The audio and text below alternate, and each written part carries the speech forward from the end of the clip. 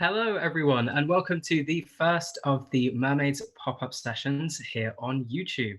Today, we are going to be discussing periods, which can be quite a grown-up conversation, but this is a very important issue.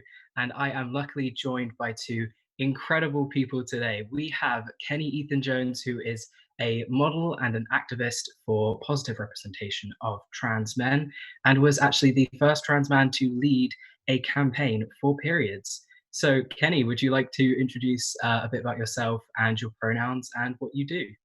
Sure. I mean, you said it bang on. So yeah, my name is Kenny Ethan Jones. I'm a Muslim activist. My pronouns are he/him. And you'll get to know more about me throughout this call, but I'm basically mostly known for my work around periods. Amazing. And we also have Gabby, who is the CEO and founder of Bloody Good Period. Bloody Good Period deliver donated period products to asylum seekers and refugees across the country, preparing over 6,000 products every single month, which is kind of incredibly impressive. So, Gabby, introduce yourself, pronouns, and again, a bit more about what you do. Sure. So, I'm Gabby. My pronouns are she, her. And I set up Bloody Good Period nearly 4 years ago. Jake said to get period products to people who couldn't access them. This month we've given 11,000 due to the COVID crisis.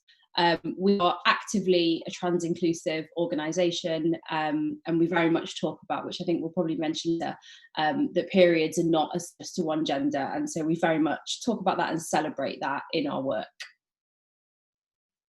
Amazing. So, I think there can be a lot of shame surrounding periods, regardless of your gender. So, what do you think? As this is a big question, what do you think as a society we could be doing to change that? And how do you think people could begin to feel more comfortable with it just by themselves? Shall I start? Yeah. Yeah. So, you're absolutely right. It is, it's a societal structure that we're ashamed of periods. I mean, actually, there's nothing sort of, as far as I know, scientifically or sort of physiologically, which tells us that we should be ashamed of sort of what comes out of us if we menstruate. And I think a really, really big step to getting comfortable with it is talking about it and saying the words that you may have been to say. Even just saying the word menstruation, period, can be hard for people. Womb, ovaries, that kind of thing. I think that's probably the most important thing. And the second thing is finding out sort of what feels private to you and what feels, sort of secret. So we've been told for many, many years that periods should be secret, which is just not the case. Of course, they can be private. There's something that happens to your body that you don't actually have to share with anyone. But the idea that you should keep it secret is a complete myth, actually. And no matter what gender you have, and no matter what gender you feel comfortable with, if you have periods, there's no reason why you should be forced to keep them secret. And I think that's what Kenny shows us, in his work all the time, that as a man, as a trans man, he does or has had periods, and is open about that fact and makes it comfortable for other people to talk about, not just cis women, but everybody.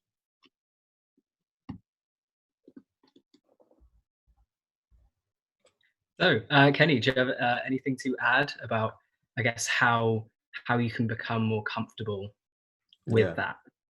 I think what Gabby said is completely right. Like it's about, I think we all believe that it's shameful to have periods, and it really isn't. I think that a lot of it comes from society and that structure, but also like we don't talk about it. So I think the number one thing that we should be doing is just like having normal conversations. Like I'll pick up the phone and tell my friends that I'm having a period, and I don't care. Like I literally don't, because I'm just like, why should I be ashamed of something that just is a natural body function to me? And the other thing that really helped me personally was like educating myself on exactly what is happening to my body, what the blood is like, is it healthy or not, things like that. I think that was a great way for me to, have more understanding of my body, and kind of empowered me to be okay with what I was experiencing. But I think whatever it is that you can do to make yourself feel comfortable. But like I said, I didn't really become comfortable with having periods until I started to talk about them. So conversation has gone a long way with helping me kind of overcome dysphoria.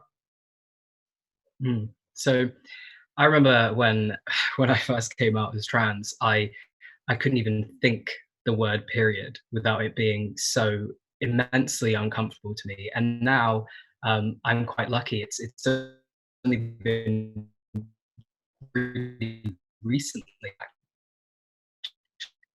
actually that I live with two other, and I will just say, hey, period day, and I'm hating it. So I think it does take people go at very different rates. So I was wondering, Kenny, if you kind of had that, if you had a breakthrough moment, and did it come, I guess, sooner or later than you'd expected? Well, it came very late for me because what it would have came 2 years ago, and I'm 26 now. So to think that I was uncomfortable with periods until I was 24, is quite wild. There's a really wild thought to me.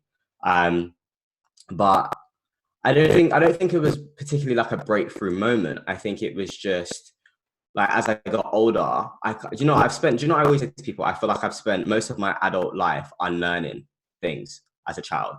And the shame around periods and the fact that there was no, like, the context around trans men experience periods wasn't spoken about.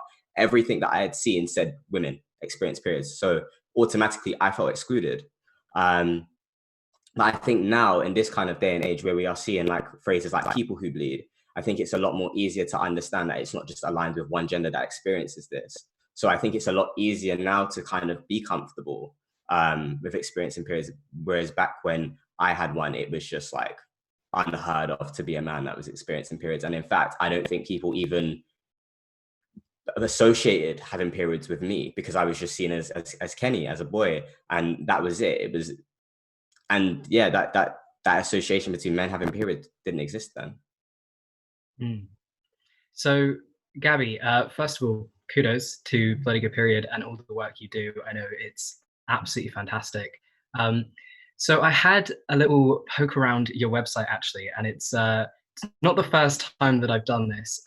I found it almost impossible to come across any gendered language, which, for anything surrounding periods, that's a very rare find. So I was wondering, what was the, I guess, initial thought process around making your charity so neutral in that way? Well, I guess the first thing was, and I have to, confess, we weren't started as an actively trans inclusive charity. I didn't, there were things that sort of I have learned from people like Kenny and other people on the internet along the way who've been so kind and generous in sort of showing us how we should be doing things. When we first started, it was a charity about women. And it was really, really quickly that people just started leaving Instagram comments just saying like, have you thought of doing this inclusively? And I was literally like, of course I can. Didn't give it a second thought. But we get a lot of abuse for being gender free on our website, which I find utterly bizarre, firstly. But I think that the first reason why we decided to have, it to feel open to everyone was because I looked around and all I could see were these organisations that were pink.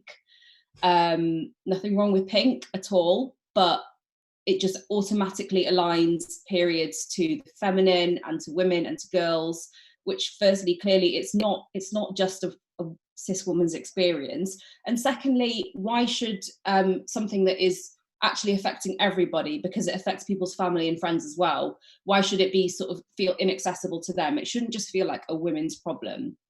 And so that was the idea behind the sort of, you can see like this sort of quite neutral graphics, like we use red because periods are red, but we also use it because it is quite a neutral colour.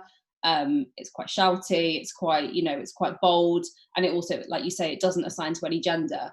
But as I learned more and more about the importance that language has for people, especially people who are trans or non-binary, it was just obvious. It just felt like, well, of course you want to include everybody that can be included. And periods are a really interesting, specific phenomena that for so many centuries we've completely misunderstood how they work, really.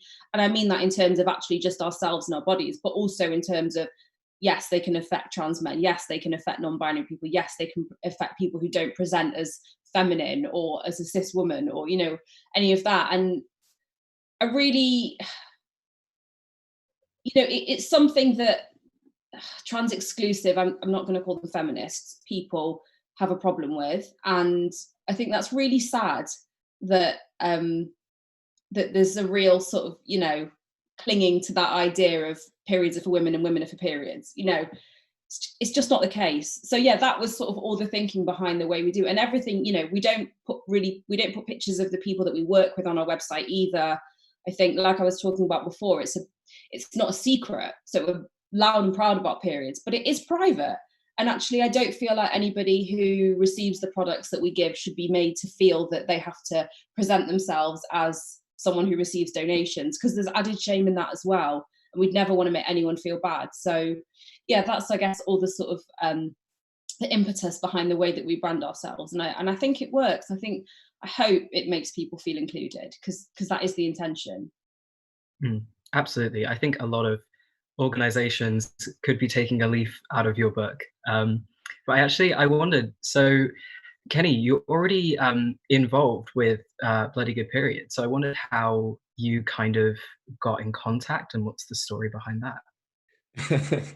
It's a lovely story. So actually, the campaign that you referred to earlier, that I fronted about periods, the charity that was meant to take the donations for that charity was Bloody Good Period. So I had never met Gabby or anything or heard of Bloody Good Period, but we just automatically kind of came across each other in that way. And I think it was about a year later, wasn't it, Gabby, that we had met up. And he was like, I want you to be ambassador. Book launch.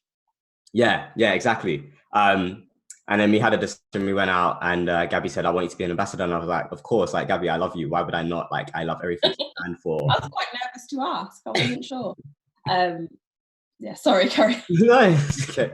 Yeah, and I just, it clicked. Like I feel like, you know when you meet somebody and you're like, I would support whatever they are doing. Gabby was that person for me. So it just happened to align with periods and something that I was passionate about also.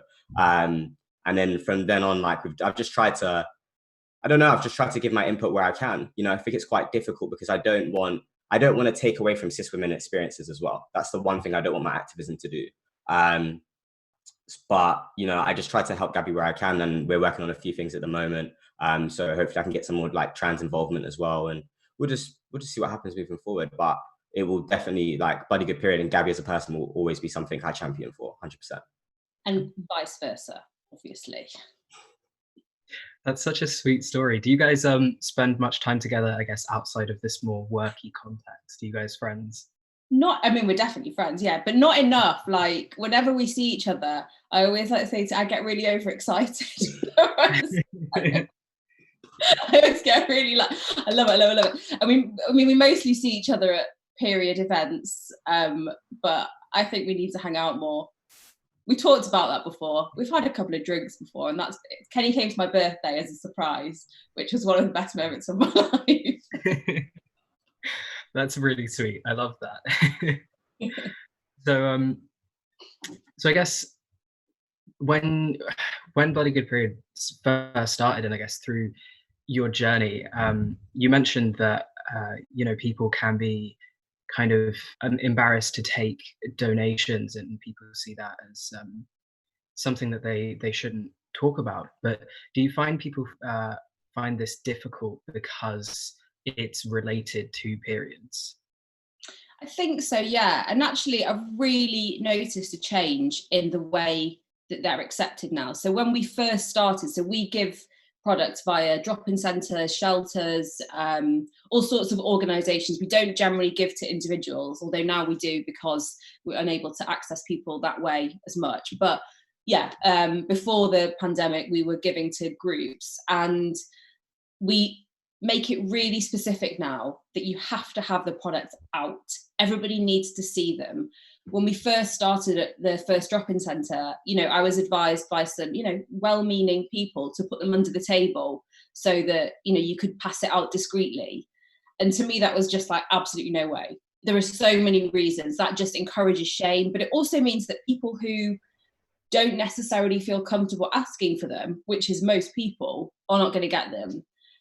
So we make a really big deal out of having them out. We don't sort of make it, we're not massively loud about it or anything, but we make sure that everyone we work with knows that the products have to be out. there has to be a massive selection. People can take as many as they need. And they have to be talked about with just honesty and openness. Anybody can take them. So often we get lots of dads taking them.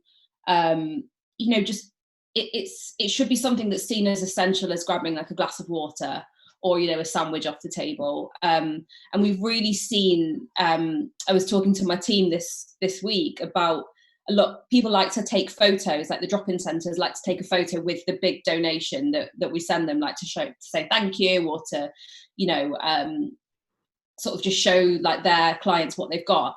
And we've noticed more and more, like there's people standing by the donation, smiling, which we never used to have before. It used to be like a sort of boomerang of just the products, or just someone saying, thanks for this, we received it. Now we've got like such pride in receiving these products that I think things are really changing in the centres themselves about how you can ask for products, how you should be able to ask for products, and how they should be made available to anybody without shame, without any sort of judgment as well. I think that's really lovely. I think it would be great to see that kind of thing follow on, outside of these sort of closed situations, to see people embracing, products, embracing the idea that periods happen to people, and that it's, it's not something that you have to be embarrassed about. I think for people with dysphoria, there's an obvious discomfort for other reasons, but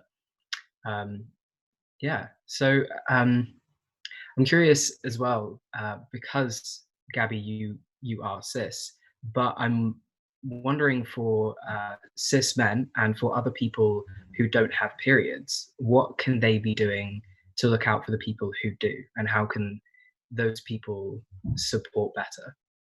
It's a really good question, and it's something that actually a lot of like parents ask as well. But the first thing that, something that I've been thinking about a lot is, as a cis woman, and as other cis women like to place the blame on cis men for not talking about periods, for not being open about periods, for being embarrassed about them, basically. But how could they not be? They've been socialized into understanding that from the very start. So being in a class, if you're in a mixed school, the little boys are taken out of the room when little girls have their period talk. So that's the first time they understand it's not for them. Afterwards, the adverts are all filled with, cis women hiding them away, all shameful. You don't want your boyfriend to know. And then again, like all of the organizations that were happening were all about just for cis women. This is what periods are for. You need to support us, but also of trans men, as we've talked about, feel that they are now not allowed to talk about periods because it's not seen as like a masculine thing to talk about. And I think what can be done is firstly us opening the door, saying please come in, people educating themselves wherever possible.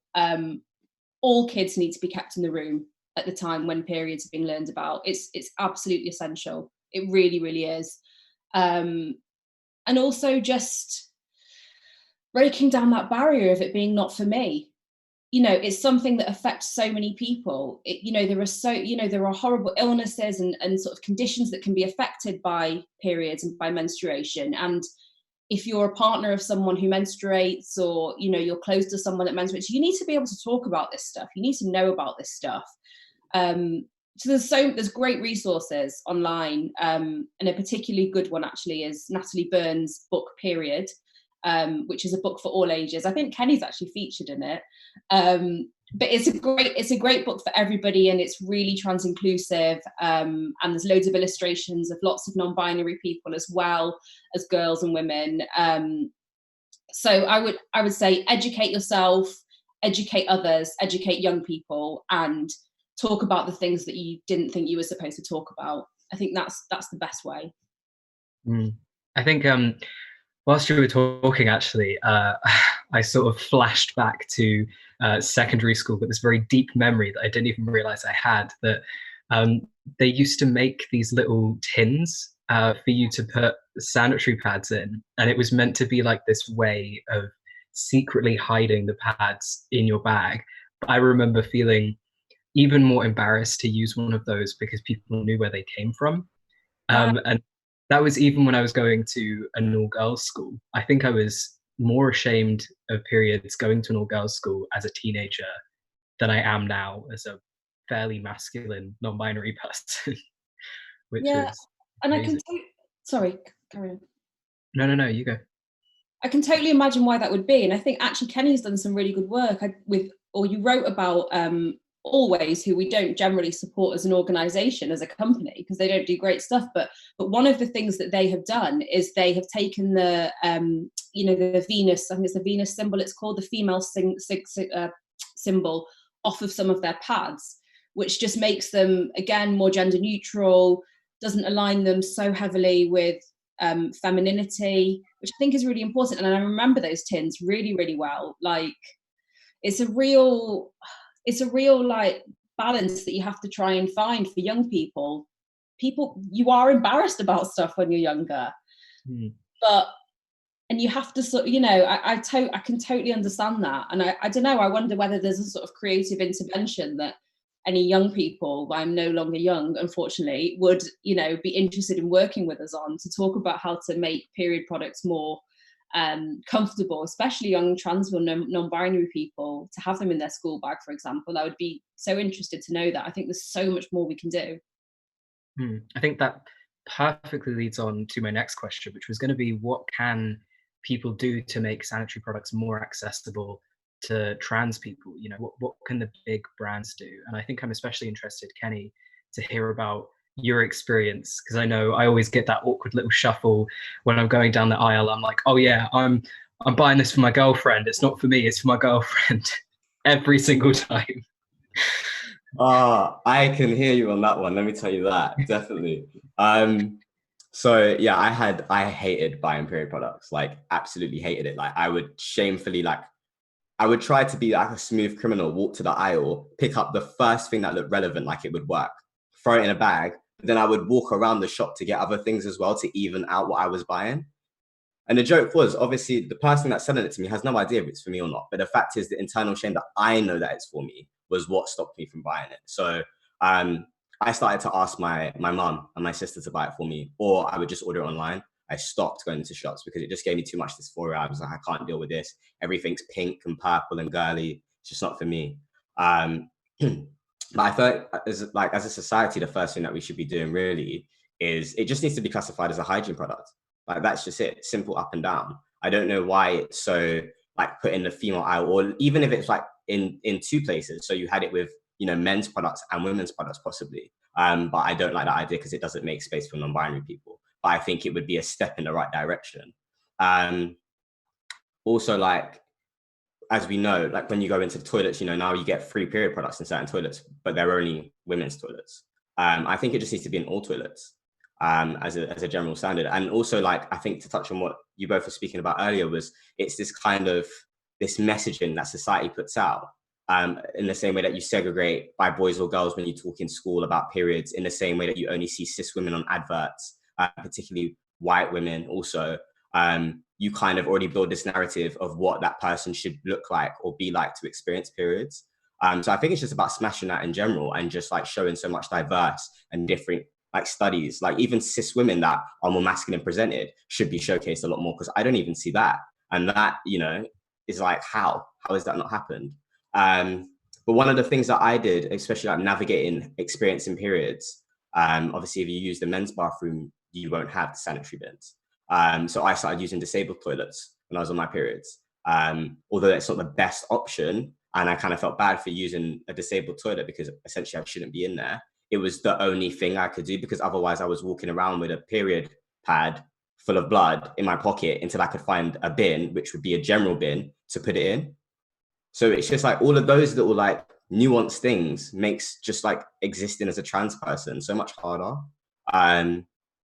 Yeah, those are my top list of things that I think that should happen, or how to navigate having periods as a trans person. Or yeah.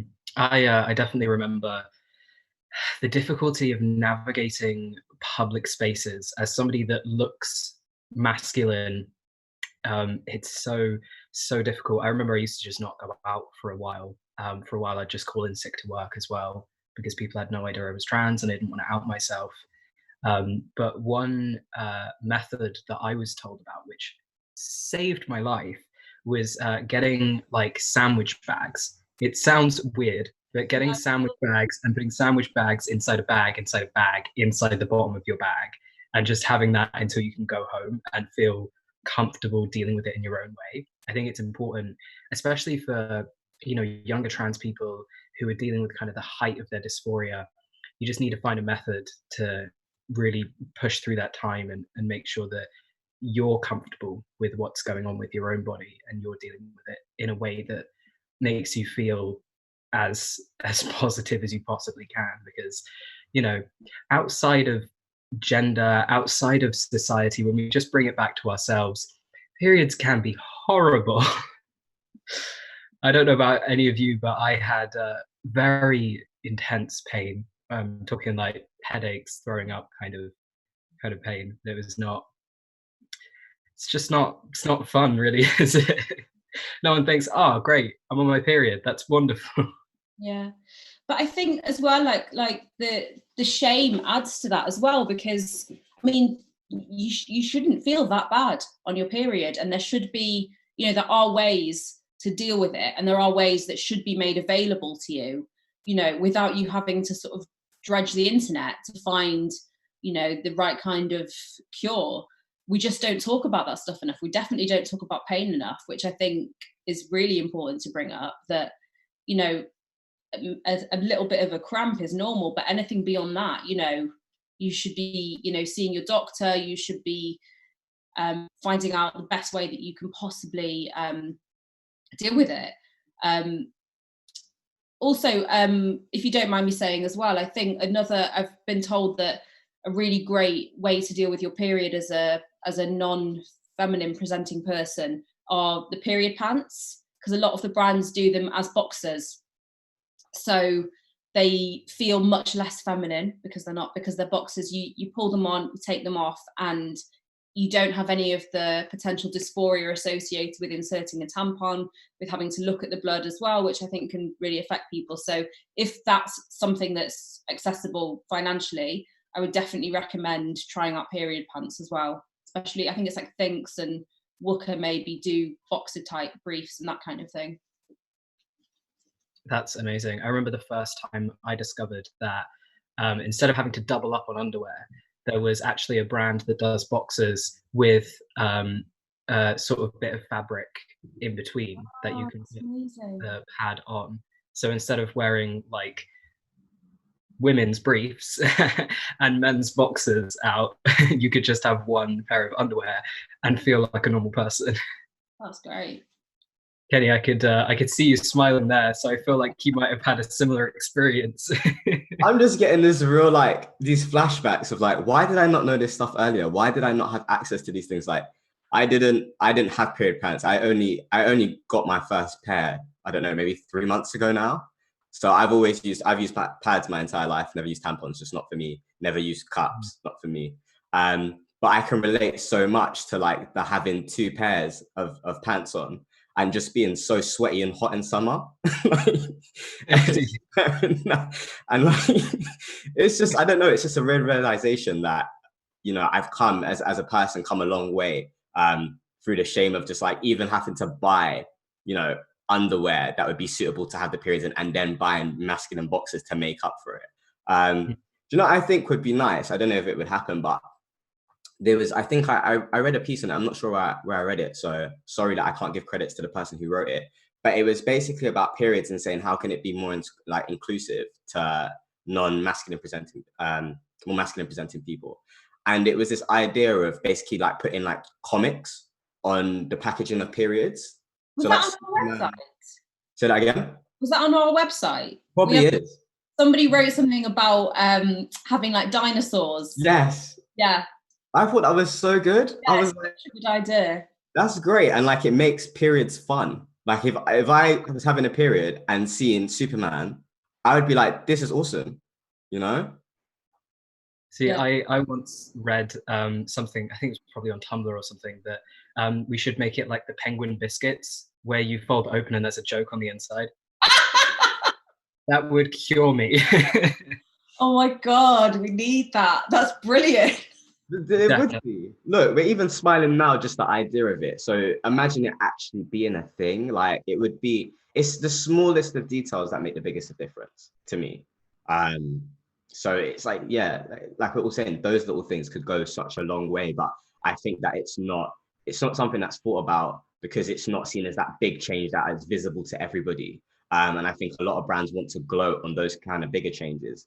But it's the small things. For instance, having period products in 2 different aisles in a shop, or like that makes that messaging, that internal messaging is so powerful because it's subconscious. It's so powerful. I mean, and what if we just walked into Boots and there was just, along the aisle, it was just like it said product, menstrual products or whatever, and it wasn't all pink and purple. Some could be pink if that's what you want, some could be purple, but there's all these colors, there's all these designs, there's nothing that's implying feminine, there's nothing that's actually implying hygiene either, because periods aren't dirty. It's just, this is a thing that you might need. It's an easy place to access it. I think we need some sort of intervention in one of these like pharmacists or supermarkets where we can create like what, I'm such an art student, where it looks like what a really comfortable aisle would be, for anybody that doesn't identify with a hyper feminine period, whatever that is. Let's do it. I think we could have sort of this, I like to think of like an idea that caters for everybody, because I remember when I first came out as trans, as much as I now look at the binary gendered like shower gels and all of this, I look at them and kind of think, oh. But I remember first coming out, getting Lynx for Christmas was so validating. It was unbelievable. So I'd actually really love to see, to keep the products that we have, then let's get ones that are, masculine and have like trucks on them and stuff like that, and then just have the middle ground as well. And I think we could create just an entire rainbow of products in an aisle, so people have the hard masculine, the hard feminine, and just the space in between, so there's this nice option for everybody. I don't know, just a thought. Yeah, these products work hard. Let's have something that represents that, not a bloody flower. Not intended, but like, why not? Like, why do we have to like make all of these things like, the powerful bodies that menstruate, like it can be a very positive thing for some people. Why are we not representing that in the design? That I think you're absolutely right. Why is it not power tools? Like that's how it feels sometimes. Exactly. So, we've actually received a question from a parent who is looking for a little bit of support. So they said, I have a 9-year-old trans son. I was very open with my daughter about puberty, but I'm scared to be as open with my son in case it brings on dysphoria. How do I bring up the subject about body changes and periods that unfortunately his body is going to start experiencing with female puberty? Do you want to start, Kenny? You probably... Yeah. I can share examples of places to find it, but you're probably better speaking from experience. Yeah, I think it's a difficult one because I can completely relate with that. Like my mum basically didn't discuss periods with me, nor did my sister. But then what ended up happening was they didn't speak to me, so I felt more excluded, and then I wasn't educated, and then there was just kind of this unspoken silence between us. Whereas I think, especially the fact that this person has two children, right? Yes. Yeah. So maybe just like talking to them at the same time. Like don't try to make it like just be really honest. Like this is how your body's going to develop. I know that you might not like it. I get it, but I want you to know of these things, and there's nothing wrong with that. And you're still a boy, and that's fine. I think it's just that reassurance of going, this is going to happen. You might not really like that, but that in no way doesn't indicate that you're not a boy. I think that's like the important message, and that's what needs to be the core of however she decides to do that. That's the best way to do it, because I feel like not educating her son on the basis that she doesn't want to cause him to be dysphoric will lead him to just not being educated about his body, and it might cause more shame in the future. Like myself, like not knowing about periods and only educating myself at the age of 24 when I've gone through all of my puberty in terms of like me experiencing periods by that point. And I would hate to think that he would feel isolated in that way. So yeah, just make the conversation as natural as possible. Don't exclude him from it. Reassure him, you know, show him Instagram accounts of people like myself that are trans and experience periods, you know. Like you need to build this narrative to him to say that it's okay in what you're experiencing. You are valid as a man. This is just a bodily function that happens to you. And that I love you and I care about you. And there's anything that you want to talk to me about, I'm here for you. That's all you can do as a parent. That's all you can do. I would definitely advise, again, I always bang on about it, Natalie Burns' book. There are pictures of little boys in there, you know, that are having periods, and it explains everything in a really neutral way. And it talks about like what Kenny's talking about, that actually menstruating doesn't, and the body that does that doesn't define your gender. So I think it's a really useful thing for the mum to have, actually, just to dip in and out of. And I would also suggest, you know, doing drawings of how it feels. You know, we don't see any draw. I feel like it might be useful because we don't see that enough, and they may need to be able to draw that for themselves to be able to show those feelings. I think remembering my own period talk, I came into my bedroom and my mum had been in there when I was at school, just left some pads on the bed next to a couple of pamphlets and was like, any questions? And I was like, no, thank you. Yeah.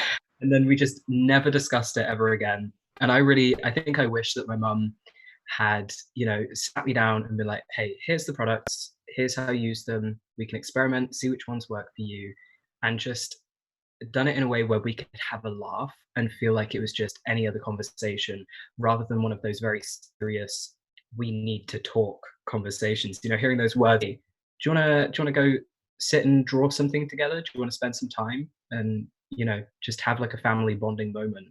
And then also segue into, so this happens to your body, I think would have been nicer for me. And I think as well, I don't know if you mentioned in the question if there's a dad in the home, but if there's a trusted man that can just be in the room as well. I don't know, you know, how that might feel, but like we always ask people, like we say to like cis men, like stay in the room. But yeah, if there's a trusted man that can be in the room, they don't need to say anything. Just being there validates, I think, the fact that this isn't just for women. This is something that you may experience, but it doesn't make you any less of a boy. It, like Kenny was saying, it doesn't make you any less of a man. Like, I think that could validate that as well. Absolutely. Well, we've overrun by quite a bit. We really? have time. This was, I enjoyed this so much. Thank you both for being on. It was such a pleasure. I'm actually really glad we got to overrun a bit because this is such an important topic. And yeah, so for everybody watching, I would like you right now, if you could pull out your phones and set a reminder for 7 p.m. tomorrow, because we have Mara Wilson, Hollywood actor, activist, and writer, joining us, our very own Louis Asquith, for a second pop-up event right here on YouTube. It is a definite must-see, perfect after-dinner viewing, and we hope to see you all there. So thank you again to Kenny and Gabby. This has been such a pleasure. Thanks for having me. Yeah, thank you. I've had a great time. Awesome. Goodbye, everyone. See you later.